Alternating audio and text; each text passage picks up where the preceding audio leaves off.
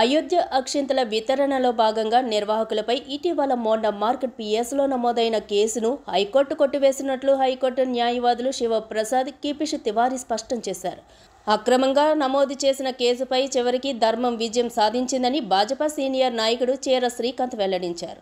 ఈ కేసుకు సంబంధించి సీనియర్ న్యాయవాది మహేష్ రాజా వేసిన పిటిషన్ను విచారించిన హైకోర్టు ధర్మాసనం పోలీసులు అయోధ్య అక్షింతల నిర్వాహకులపై పెట్టిన కేసును కొట్టివేసినట్లు తెలిపారు.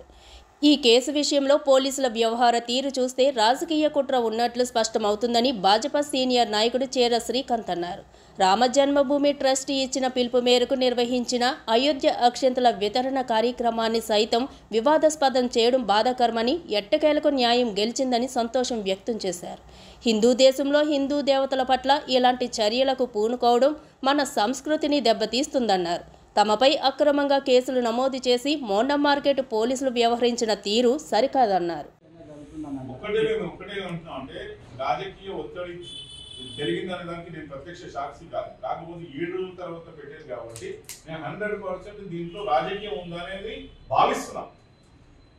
ఎందుకంటే 29 తారీఖు జరిగితే 30 తారీఖున కేసు రిజిస్టర్ అవుతుంది, ఎఫ్ఐఆర్ అవుతుంది.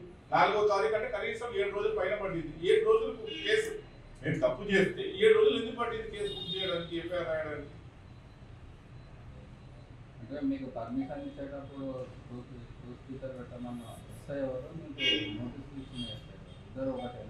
మేము మాకు పర్మిషన్ ఇచ్చి ఎవరైతే పెట్టుకోమని చెప్పారో అబ్బాయి, ఆయన ఇది మా పర్మిషన్ కాపీలో క్లియర్ ఉంది. 45 MPs వరకు ఎప్పుడైతే అతనికి ఎక్స్ప్లెయిన్ చేశాను, ఏమన్నా ఎక్స్ప్లెయిన్ చేశాను, ఈ జీపీఏ మొత్తం ఆన్ చేయము, అందరూ వైర్ తీసేస్తాము, ఈ లైటింగ్ 2 బాక్సులకు సంబంధించి పెట్టుకుంటామని చెప్పినప్పుడు అతను కన్విన్స్ అయ్యి ఇచ్చేశారు. అతనే మళ్ళీ ఇప్పుడు రిపోర్ట్ రాశారు, ఏమని వీళ్ళు వైలేట్ చేశారు, అది చేశారు, ఇది చేశారు అని చెప్పేసి. ఆ వైలేట్ చేసేదని చెప్పడానికి ఇచ్చేదానికి ఆయన మీద ఏదో ప్రెషర్ ఉంది. ఆయన తప్పుపడట్లేదు. 7 రోజుల తర్వాత రాసి ఇవ్వడం, దానికి ఐఓగా శ్రీవర్ధన్ అనే ఎస్ఐని ఇచ్చేయడం, అతను మాట్లాడే పద్ధతి, అతను ఇచ్చేసే విధానం, మన ఆయన కొత్తగా డిపార్ట్మెంట్కి వచ్చాడా, ఇంతకుముందు అనుభవం ఉందో లేదో, మన పోలీస్ స్టేషన్ ఎంత రాస్తున్నారు క్లియర్గా, వచ్చిన వాళ్ళకి మర్యాద ఇవ్వండి, వాళ్ళు చెప్పిన దానికి అర్థం చేసుకోండి, వాళ్ళు చెప్పిన సమస్యను ఇచ్చేసుకోండి.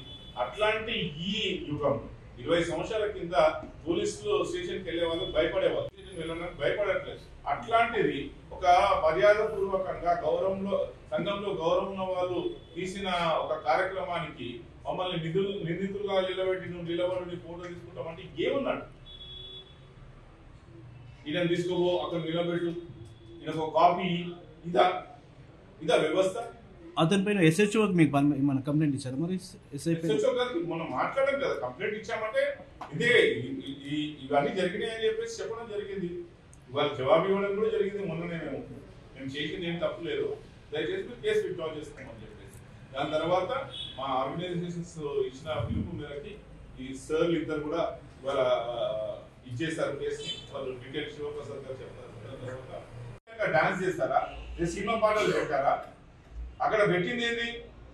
రామ భజన, ఆంజనేయుని భజన అని అనుకోకుంటూ ఆర్తులు ఇస్తున్నారు ఆడవాళ్ళు. ఒక 100 మంది ఆడవాళ్ళు పాల్గొన్న కార్యక్రమం మీరు వీడియో చూడండి. 100 మంది ఆడవాళ్ళు 6 కిలోమీటర్లు నడుచుకుంటూ వచ్చిన కార్యక్రమం. చెప్పులు వేసుకోకుండా కలశాలను నెత్తి మీద పెట్టుకొని భక్తి పారవశ్యంతో వచ్చిన కార్యక్రమాన్ని కూడా వివాదాస్పదం తయారు చేయడం ఎంతవరకు కరెక్ట్? అంటే రాజకీయ కోణంలోనే అయింది. నేను ఒకటే విధంగా ఏం చెప్తున్నా అంటే, ఆ రోజు ఎస్ఐ అక్కడ ఉన్నప్పుడు 1 కిలోమీటర్ పర్మిషన్ ఇయ్యను కానీ ఆ రోజు ఆయన ఓకే అన్న తర్వాతనే డీజే అర్థం. ఇవాళ డీజే అర్థం మా మాటలు విన్నాడు, పోలీస్ వాళ్ళ మాటలే వింటాడు. 1 కిలోమీటర్ ఆన్ చేయండి. ఇవాళ 2 కానిస్టేబుల్ వెళ్ళి మీరు ఆ 2 స్పీకర్లకి పర్మిషన్ ఇచ్చిన తర్వాతనే ఆ 2 స్పీకర్లు పెట్టుకొని స్టార్ట్ అయ్యింటారు ప్రోగ్రామ్. ఎక్కడ? కోనేరు వరకు. అసలు స్టార్ట్ అయింది సంతోష్ మాతా టెంపుల్. ఆరు నుంచి కోనేరు వరకు 1 కిలోమీటర్ రేడియస్. అక్కడ వరకు ఆన్ చేయలేదు. మేము ఇక్కడ పాల్గొన్న వాళ్ళు ఎవరు కూడా క్రిమినల్ కేసులు ఉన్నాయో, క్రిమినల్ ఇంటెన్షన్స్ ఉన్న వాళ్ళు, క్రిమినల్ కేసులు ఉన్న వాళ్ళు కాదు. అందరూ భక్తులు. ఇప్పుడు నా పైన కానీ, ఈయన బృహస్పతి గారు కానీ, గతి రవీందర్ కానీ, వీళ్ళందరూ కూడా సమాజంలో గౌరవప్రదమైన స్థాయిలో ఉన్నవాళ్ళు. అప్పుడప్పుడు భగవంతుడు స్వయంగా ఏదో రూపంగా దాన్ని అణిచివేసి ధర్మాన్ని స్థాపిస్తాడు. ఈసారి అట్లా పోలీసులు అధర్మం వైపు నిలబడ్డారు. న్యాయస్థానము ధర్మశాస్త్రం ద్వారా భగవంతుడు దీనికి అణచివేసి ధర్మాన్ని స్థాపించారు. ఈ రామ భక్తులు చాలా సామాన్యులు, ఇక పాల్గొన్న వాళ్ళంతా సామాన్యులు. అక్కడ కేసు విధించబడినప్పుడు కూడా వాళ్ళు ఎవరు అని ఆలోచన చేయలేదు. వాళ్ళందరూ సామాన్య భక్తులపైనే ఈ కేసులను విధించడం జరిగింది.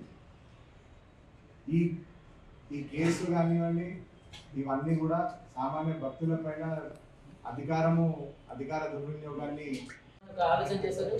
శోభాయాత్రలో భాగంగా పోలీస్ పర్మిషన్ తీసుకున్నారు. పోలీస్ పర్మిషన్ తీసుకుని ఒక ర్యాలీ నిర్వహించారు. ఆ ర్యాలీలో జరిగిన విషయాలు మీకు అన్నీ తెలిసిన విషయాలే. తర్వాత ఈ ర్యాలీలో చేసినటువంటి ఉల్లంఘనలు అని చెప్పి మార్కెట్ పోలీసులు క్రైమ్ నెంబర్ 260/2023 29/12/2020 నాడు కేసు రిజిస్టర్ చేయడం జరిగింది. Sections 188, 290, 341 red with 34 of IPC, red with section 21 of 76 of city police act. ఈ సెక్షన్ల కింద కేసు నమోదు చేయడం జరిగింది. దీంట్లో మా కార్యకర్తల్ని వాళ్ళకి 41 నోటీస్ పంపించిన తర్వాత ఈ విషయం పరిషత్ తెలంగాణ లీగల్ సెల్ నోటీస్కి వచ్చింది. వెంటనే మేము అఖిల భారత స్థాయిలో దీని మీద చర్చ జరిపి ఆ ఎఫ్ఐఆర్ కాపీ తీసుకొని హైకోర్టులో క్వాష్ వేయడం జరిగింది. ఆ క్వాష్ వాళ్ళ హియరింగ్ వచ్చింది. హైకోర్టులో గౌరవ న్యాయస్థానం వాళ్ళు రెండు తరఫున వాదన విన్న తర్వాత పోలీసులు ఏంటంటే కేసు చెల్లదని చెప్పి తీర్పిస్తూ ఆ విధంగా కేసు కొట్టడం జరిగింది. राम कलश यात्रा निकाली जा रही है। जो राम जन्मभूमि अयोध्या धाम से अक्षत है, ये उसकी अक्षत कलश यात्रा निकाली जा रही है। परिणाम स्वरूप दिनांक 19/12/2023 को तेलंगाना प्रांत के सिकंदराबाद में भी यह शोभा यात्रा निकाली गई थी। यह शोभा यात्रा कानूनी तौर पे निकाली गई थी, पुलिस द्वारा परमिशन लेके निकाली गई, लेकिन मार्केट पुलिस स्टेशन ने एक एफआईआर रजिस्टर किए कार्यकर्ताओं पे। एफआईआर नंबर 260/2023 जो उसमें ऑफेंस है section 188, section 290, section 341 read with 34 IPC and section 2176 of CPI. जिन्होंने ये एफआईआर रजिस्टर किए, ये एफआईआर को हमने हाईकोर्ट में सीनियर एडवोकेट